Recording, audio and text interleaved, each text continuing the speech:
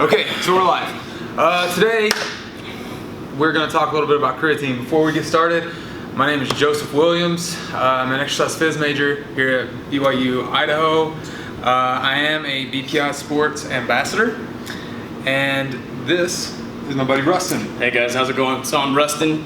I'm a brand ambassador for First Form. It's a supplement company that I represent. I'm also an ex-phys major.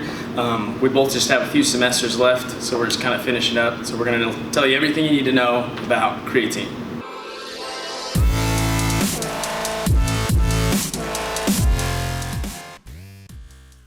All right, perfect. So, those of you that are tuning in live, this is also on Facebook, and it will be on YouTube as well. All right, so just to get started, some of the myths that we see a lot about creatine is people think that it's a performance-enhancing supplement or drug. That's just false, because creatine is actually naturally found in the body. It's just adding to your current supply.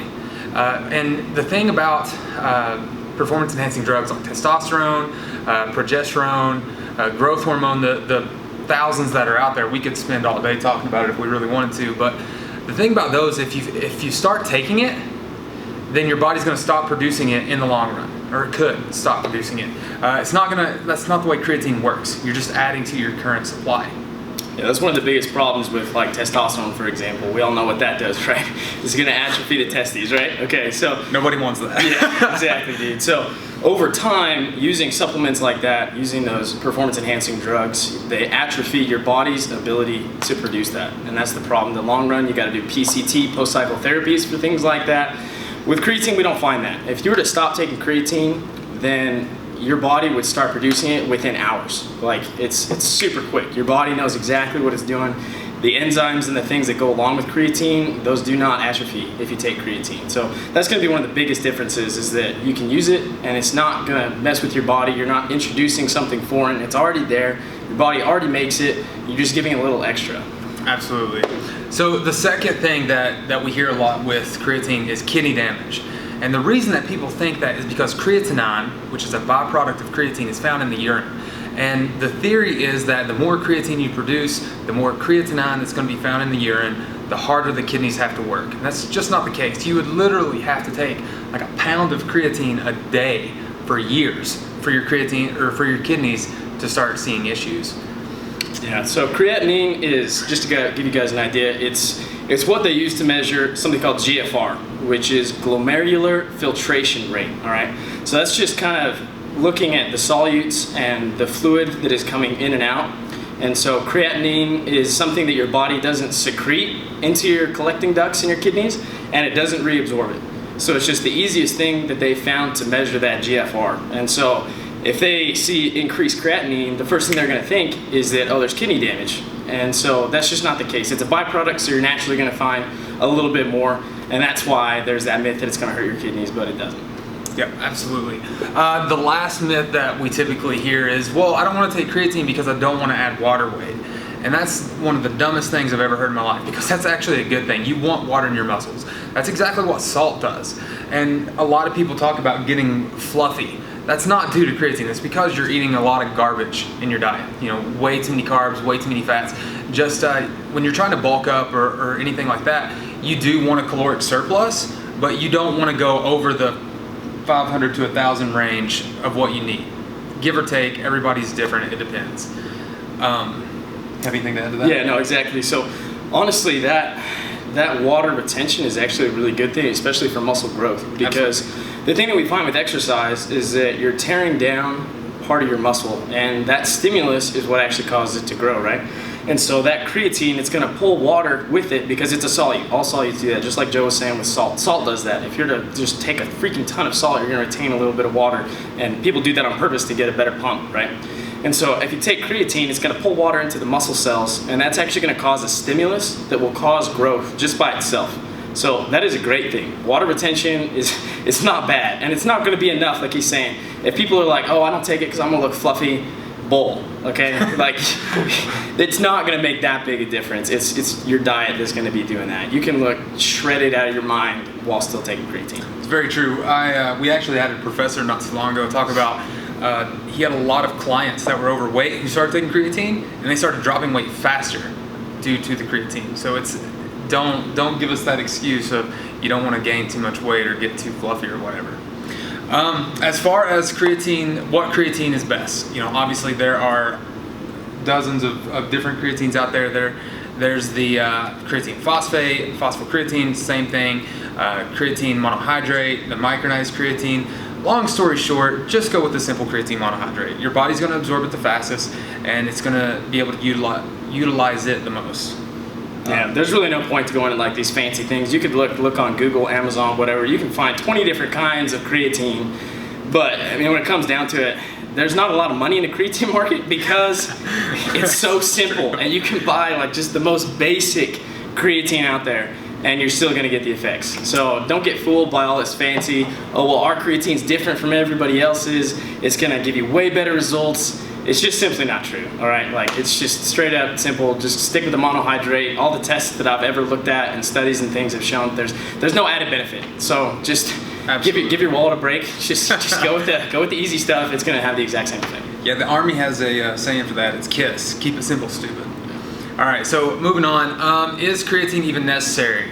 Yes, you need creatine to live. Rustin's gonna go into that in just a second. But is supplementation necessary? It really depends on your overall goals. I'm gonna go ahead and grab Rustin's phone because we are on Facebook Live too. He's gonna go over this little cycle that he's drawing on the board. Yeah. All right, so if you guys can see, all right, so we kept this drawing like super freaking simple. Again, we don't want to confuse anybody. We're just gonna explain just the mechanism of how creatine works, all right? So the creatine system is the exact same thing as what's called the phosphagen system, all right? So when you're doing high intensity exercise, obviously oxidative system's not enough. You gotta get ATP somehow, so it's gonna do that with the phosphagen system, all right? That's gonna kick in. Unfortunately, your phosphagen system can't produce ATP for very long, which is why you take extra creatine, so it can last longer and recover faster. So we're gonna explain how that works, okay? So up here we got creatine phosphate, obviously. Creatine phosphate, phosphocreatine, it's all the same. It's creatine with a phosphate on it, all right? Then we've got this enzyme over here, creatine kinase. Anytime you see like a kinase, it's gonna be talking about phosphate something about phosphate. Either it's gonna take a phosphate off, it's gonna put a phosphate on, something like that. But that's what kinase is gonna stand for. So whenever you see that, just automatically think it's gotta do with phosphorus, okay? So what this enzyme is gonna do, it's gonna take the creatine phosphate. With this enzyme, it's gonna take off that phosphate group, it's gonna slap it onto an ADP, adenosine diphosphate, which is gonna turn it into adenosine triphosphate, which is the ATP, that's the energy molecule. That's what your body needs to get this muscle contraction down there. All right, we all know ATP unbinds the actin and the myosin, so it can pull power stroke again, and that's what the ATP is used for. It's actually used to disconnect them so it can pull on another site, active site, okay? So as that ATP gets turned into ADP during that process, it's gonna have another creatine kinase, take a creatine phosphate, put another phosphate on it, produce ATP, all right?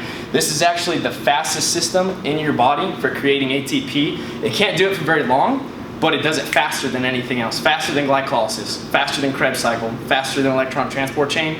This is your go-to. As soon as you start doing a high intensity exercise, this is what's gonna be kicking in right away. And so like we said, if you've got an abundance of this creatine phosphate in your system, then it's not gonna be holding up with this enzyme. It's gonna be able to do this just as fast as possible, just this cycle over and over and over. And over here you get creatine, right? So as it takes off the phosphate, it becomes just regular creatine. This process can actually work in reverse. If you have, as you are resting in between your sets, what your body is doing is it's getting extra phosphorus and it's attaching it to the creatine with the same enzyme. It can go both ways, and it turns it back into creatine phosphate to get ready for the next set, all right? So the whole point of creatine is if you have an abundance of it, creatine phosphate, you're gonna be able to create ATP, you're gonna do those heavy lifts, and we're talking about like over 85% of your 1 rep max, low rep range, because after about 10 seconds or so, your glycolysis system is what's really gonna take over. So if you're doing like a set of 8 on the bench, the phosphagen system is what's gonna kick in first, and then the glycolysis will take over after about 10 seconds. So that's the benefit of creatine, all right, is this whole process with the ATP. And then again, as we talked about earlier, it's also gonna bring in some water. It's gonna give you that stimulus for your muscles, which are gonna make them grow. And like we were talking about earlier, You really don't have to worry about cycling with creatine either, unless you're trying to get really, really shredded and you're just gonna get rid of that tiny bit of water that it is gonna draw in.